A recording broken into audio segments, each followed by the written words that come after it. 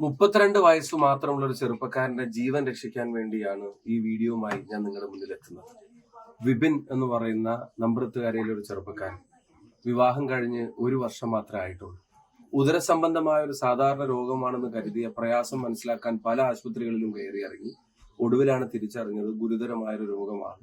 ചികിത്സ തേടി ചെന്നപ്പോഴാണ് അറിയുന്നത് 50 ലക്ഷം രൂപയോളം ചെലവ് വരുന്ന ഒരു രോഗം. 25 ലക്ഷത്തിലധികം രൂപ സർജറിക്ക് അന്ന് മാത്രം കൊടുക്കേണ്ടി വരും. പിന്നെ അതിന്റെ ശേഷമുള്ള ഫോളോ അപ്പും ട്രീറ്റ്മെന്റും മരുന്നും ഉൾപ്പെടെയുള്ള കാര്യങ്ങൾക്ക് വലിയ ചെലവ് വരും. അവിടെ വിവനെ സഹായിക്കാൻ അവരൊരു സഹായ കമ്മിറ്റിയൊക്കെ ഉണ്ടാക്കി. പക്ഷെ അതിപ്പോ ഏതാണ്ടും 10 ലക്ഷം രൂപ മാത്രമേ ആയിട്ടുള്ളൂ.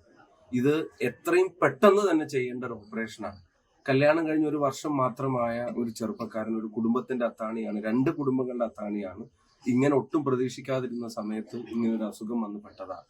ഈ വീഡിയോ കാണുന്ന നിങ്ങൾ ഓരോരുത്തരും നിങ്ങളെ കൊണ്ടാവുന്ന വിധം ഒരു ചെറുപ്പക്കാരന്റെ ജീവൻ രക്ഷിക്കാൻ വേണ്ടിയുള്ള ഒരു ഉദ്യമമാണ്. നിങ്ങളെ കൊണ്ട് കഴിയാവുന്ന സഹായം ചെയ്യണം.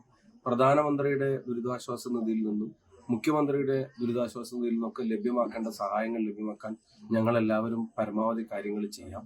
ഞങ്ങളെ കൊണ്ടാവുന്ന സഹായങ്ങൾ ഞങ്ങൾ ഈ ചെറുപ്പക്കാരന് വേണ്ടി ചെയ്യാം. ഈ വീഡിയോ കാണുന്ന നിങ്ങളും ചെറുതോ വലുതോ ആവട്ടെ, കഴിയാവുന്ന ഒരു തുക ഇതിനോടൊപ്പം കൊടുത്തിരിക്കുന്ന QR കോഡിൽ സ്കാൻ ചെയ്ത് നിങ്ങളും അയക്കണം എന്ന് അഭ്യർത്ഥിക്കുകയാണ്. ഞാൻ ആവർത്തിച്ച് പറയുന്നു, 32 വയസ്സ് മാത്രം പ്രായമുള്ള 2 കുടുംബങ്ങളുടെ അത്താണിയായ